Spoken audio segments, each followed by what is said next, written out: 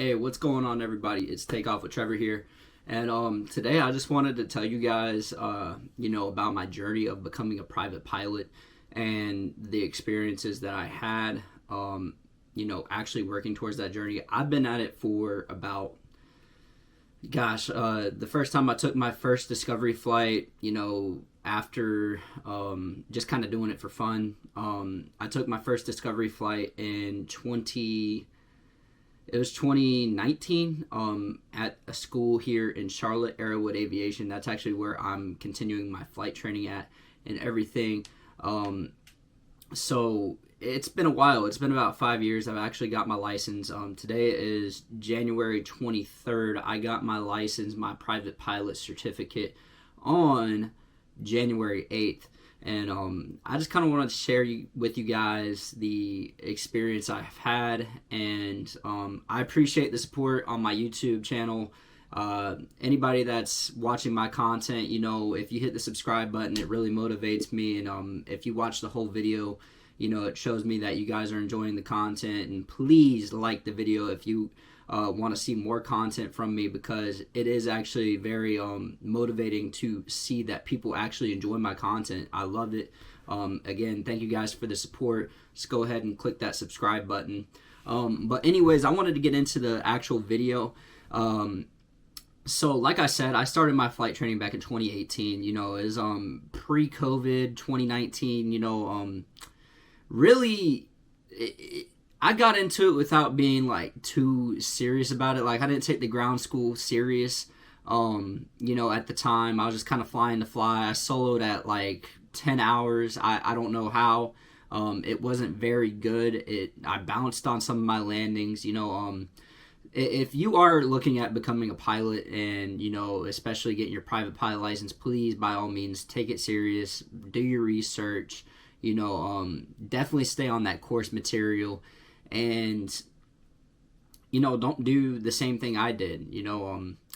So I was flying a little bit, and then COVID happened. I ran out of money, so I had to have like a 2-year hiatus from actually flying. I was enrolled at Middle Georgia State University after a little bit of flying at Arrowwood Aviation.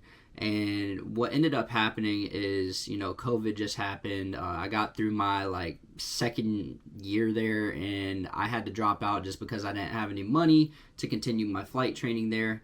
And it was very unfortunate. And the year after that, I tried starting a social media marketing agency due to Ty Lopez, if you guys know about that scam. I mean, I made a little bit of money off of it, had a couple clients, not making really good money or anything like that, but I tried that out for about a year, and then, I had to figure something out, because I was only giving myself, a year to actually make something out of myself with that business. But I had LLC filed. I still have the paperwork in my room somewhere. I just can't get it right now because, I don't want to edit the video. I'm kind of doing this right before I go to work. So, anyways, I'm working as a busser right now at a fine dining restaurant. I know it's actually pretty unfortunate, right? I'd rather be flying. I've been at this for 5 years, 2 years consistently if you count whenever I actually started my flight training again. So I started about 2 years ago in 2021, 2022. It is 2025 now. So I started back again at Arrowwood Aviation, and I enjoyed my experience there. It's just taking a little bit too long to solo compared to my last time. Like, I had been flying with the school for about 15 to 20 hours, and my instructor would not sign me off. So I got a little bit fed up, and then I ended up transferring schools to Academy of Aviation. Just because I felt like, if I switched instructors at my school, I feel like it was a big mistake. I should have just switched instructors at my school, because Academy of Aviation, they're a great, great program. I love them. I love the people I met there, but, I feel like it's one of those programs, everybody that can get financial aid is at that school, and they have, I don't even know how many planes, but they don't have enough planes for all the students that they're actually accommodating through those financial aid loans. So I think that is another issue that, I didn't foresee. because I was paying out of pocket at the time. My parents were able to get a HELOC loan on our house, and basically put the house on the line for the future of my career. And I feel beyond blessed. Thank you, Mom and Dad, if you're watching this, for supporting me through my flight training. I know it's taken 2 years to get my private pilot license, but this really goes out to you guys for helping me. And I'm sorry if you guys that are watching this that aren't my mom and dad, don't have the same financial assistance. If you want, at the end of this video, I'm going to link what I wish I would have done differently. If you aren't in a fortunate situation to have your parents to support you or able to pull out a private loan, I explain into detail about what I wish I would have done differently before I started flight school. And there's options on there that you can actually earn money while you're doing flight school. So if you guys want, you can go ahead and click that video. I have like an info card here and also a title at the end screen. It's actually one of my best performing videos. I highly encourage you to go and watch that. But basically, I started my flight training 2 years ago, Academy of Aviation. It's in Charlotte. The weather was kind of crappy. I had really bad luck with weather, and also, like I said, there's just too many students, not enough planes. They actually have an issue with, having too many flight instructors at that school. But it's one of those things. I really liked the school. It was a great program, lots of great knowledge to be learned. But like I said, just too many students, not enough planes. So I feel like that's actually a problem at every flight school right now. Is a lot of the flight instructors are being held back because of airlines just pausing hiring for some reason. I think it's just because they don't have any jets coming in. All their orders are being kind of backlogged by Boeing and Airbus right now, so like the regional airlines aren't able to flow to the major airlines. That's one of the biggest issues I feel like in aviation right now, is just Boeing's had a lot of safety issues, but other than that, like I feel like the program is great. But I did my solos over there, solo towered landings, everything like that. I've had a couple tail strikes in my training. And honestly, if you do fall into pitfalls on your training, whether you didn't pass your first written exam, I also, failed my first private pilot written exam. That's a fun fact about me. Like I said, I just didn't take it seriously. I didn't provide myself with enough training, and honestly, I wished, or studying for that matter, I just wish I would have taken it more seriously. And, also another thing is that will help you out if you're watching this. Along my journey, I've actually built out a flight sim. You can actually see the flight sim videos on my channel. I'll also have those at the end of my video and a couple info cards popping up somewhere. But anyways, like, I highly recommend, if you have the funds available, to either get an Xbox and get a flight control with, thrusts and yoke. Rudders aren't really too necessary because you want to be able to see the sight picture. I feel like that's the biggest thing whenever you're actually doing some proficiency training on your flight sim, is just getting the visuals of actually landing the airplane. Because one of the things that I didn't do at the beginning of my training is actually look at the end of the runway instead of like looking down at where I'm trying to land. If you're a pilot, you know what I mean. Because if you look out to the end of the runway whenever you're landing, you get a better like peripheral view of the actual runway that you're trying to land on. And it gives you a better reference of how close to the ground you are.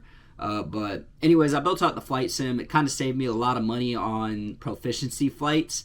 So I definitely recommend buying a flight simulator or building one out on a PC or Xbox just to have that, because you're going to end up saving a lot more money. If you do have the money for flight training, you're going to end up saving a lot more money on the proficiency training if you just build out your own flight sim. Because if your flights get canceled because you have 2 weeks of bad weather, at least you'll have a flight sim to practice landing, and that way you don't lose that knowledge of landing, or the muscle memory of actually landing or anything like that. So I highly recommend doing that. And up to my check ride, right, I had been doing a Part 141 program at the Academy of Aviation. So I got all the way up to my requirements, or what I thought my requirements were. I got my 3 hours within the past 90 days for my check ride preparation, and I had gotten to my check ride, right, to do the oral exam, And it turns out that, obviously switching flight schools from, Academy of Aviation to Airwood Aviation, it's a 141 to a Part 61. So I was under the impression that my cross country, my long solo cross country of 150 nautical miles was good, but it wasn't, because I was under Part 141. I'm not exactly sure what the requirement is for that, but anyways, I only had like 137 nautical miles. I was under the impression that I was ready, that I had everything done already. But the DPE gets there and he's like, hey, like, you're under Part 61. Like, you got to have 150 nautical miles for your solo cross country. So I ended up being about 13 miles short because I was under Part 141 and I had 137. And I think the requirement for that is 125 nautical miles. So with that being said, I hope you guys make sure that you're getting the proper training that you need, whether you're at a Part 141 or Part 61 school, and make sure you check off all those requirements before going into your check ride, because you don't want to get there and end up having to redo a requirement, because I had to go out and schedule a whole nother cross country flight by myself for a solo, all the way down to Florence and then back to Anson County, I believe. And then I flew back into Monroe Executive Airport here in Charlotte. But anyways, it delayed the process by another like 3 months. And that's the reason why, it's kind of taken me so long, just because there's a lot of proficiency flights that I had to have, especially after the tail strikes I've had. So, there was a lot of training that had to be done in order to get to this point, and a lot of studying. I highly recommend that you guys check out Pilot Institute. I have an affiliate link in the description below. They offer very good course materials. Please go and check them out. They're going to prepare you really well for your ground school and your flying portion of the private pilot exam. They also do instrument. Right now I'm going through their instrument ground school. And it's very, very high quality program, so please go and check them out. And as for my story, I feel like that pretty much covers the rest of my story, but I would have gone to ATP if I could have, just in hindsight, or I would have continued at a Part 61 just because, having a little bit of money. ATP, you cannot work a job, so that is just a thing that comes with being a part of ATP, because they are flying 6 days a week, and if you're not flying, you are doing studying. So in written prep, oral exam prep, all of that stuff for your check ride, they want to get you in and out as fast as possible. And looking in hindsight, my journey would have not taken so long if I had actually just went to ATP and ponied up the $80,000-$90,000 that they actually were asking for from a private loan provider. But at the same time, the interest rates on those loans are a little bit crazy if you're worried about finances and debt. But I just wanted to share with you guys a little bit of a rundown of what my story was like. And, I hope that video that I posted last week is really helping out people in the aviation community who want to be pilots, who are aspiring to be pilots. And let me know if you enjoyed the video down below, and make sure you like, comment, and subscribe if you made it to this point. And I'll have some videos up here and the little cards, a little subscribe button. If you guys want to subscribe and see more, please click on one of those videos, and I appreciate all the support. Thank you guys for watching. Bye.